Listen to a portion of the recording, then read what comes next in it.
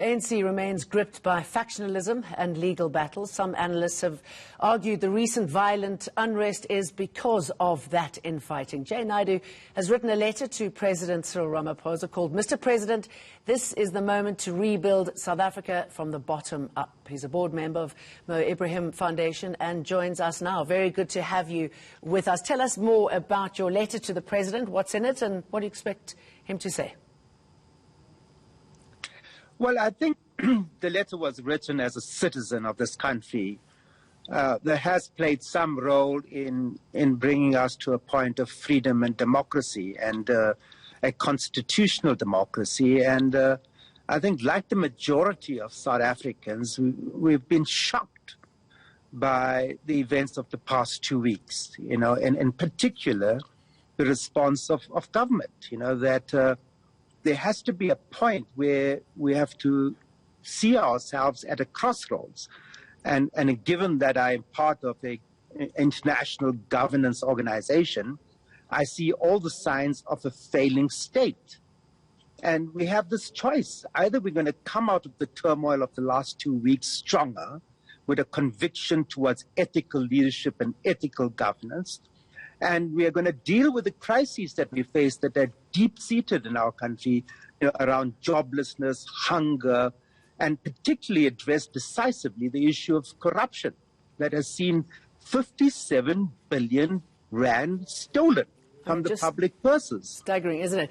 I mean, you talk about a possible failed state, and I don't think South Africans really comprehend how bad that is, because generally when that happens, there's violence. We've seen it in so many other countries around the world, and also we've got so many people using this desperate situation for their nefarious activities. Precisely, and this is why it connects so much to the issue of governance, because people that have usurped our democracy and undermined very powerful state-owned agencies. There's a nexus of corruption that involves very prominent multinational companies like the McKinseys, the SAPs, the KPMGs, and the Bell Pottingers, and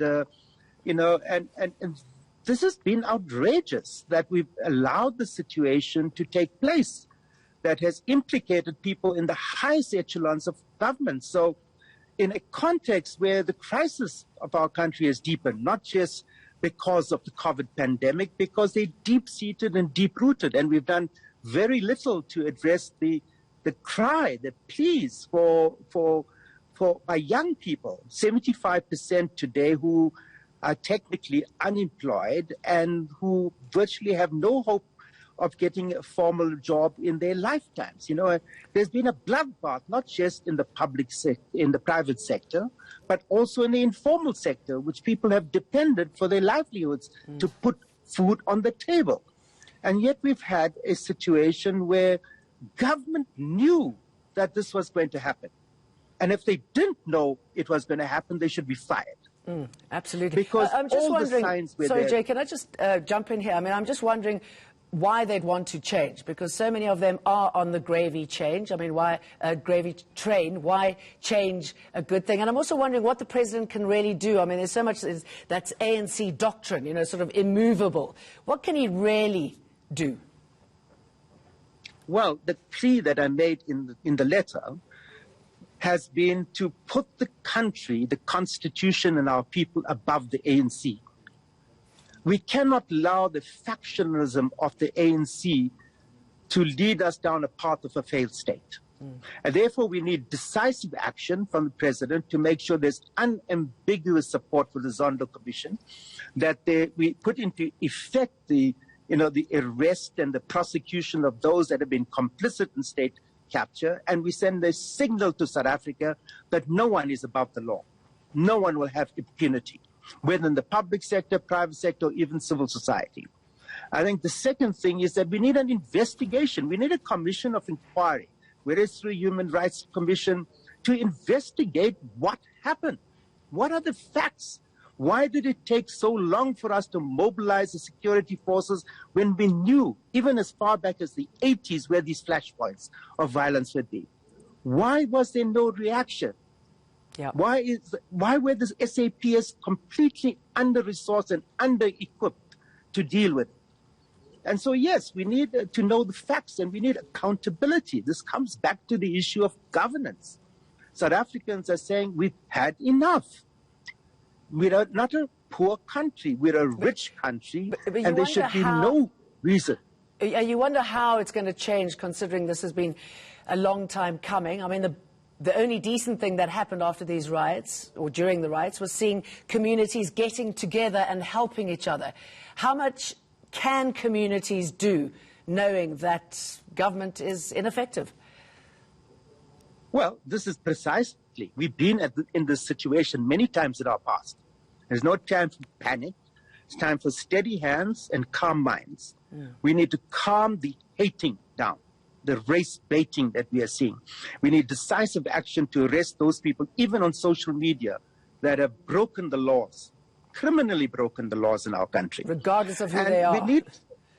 Regardless of who they are.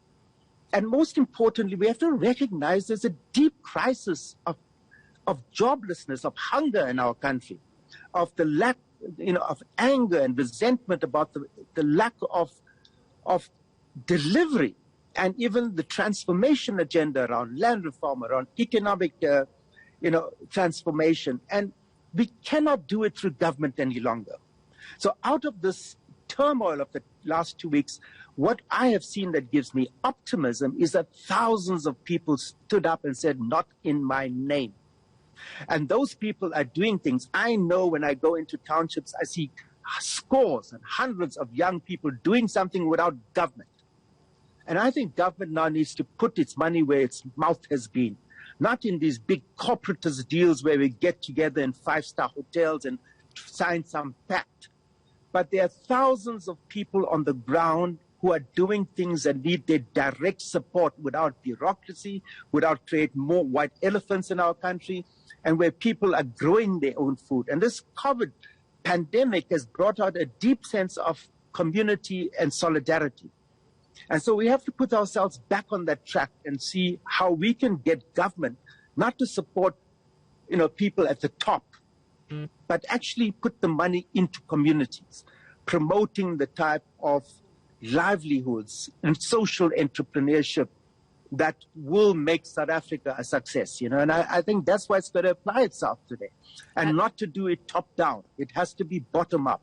All we want from the top is ethical leadership and good governance. We do indeed, and it's a no-brainer, isn't it? Jane Dutton, very good to talk to you, and I really enjoyed reading your letter. I hope you get a good response, and we can talk about that then.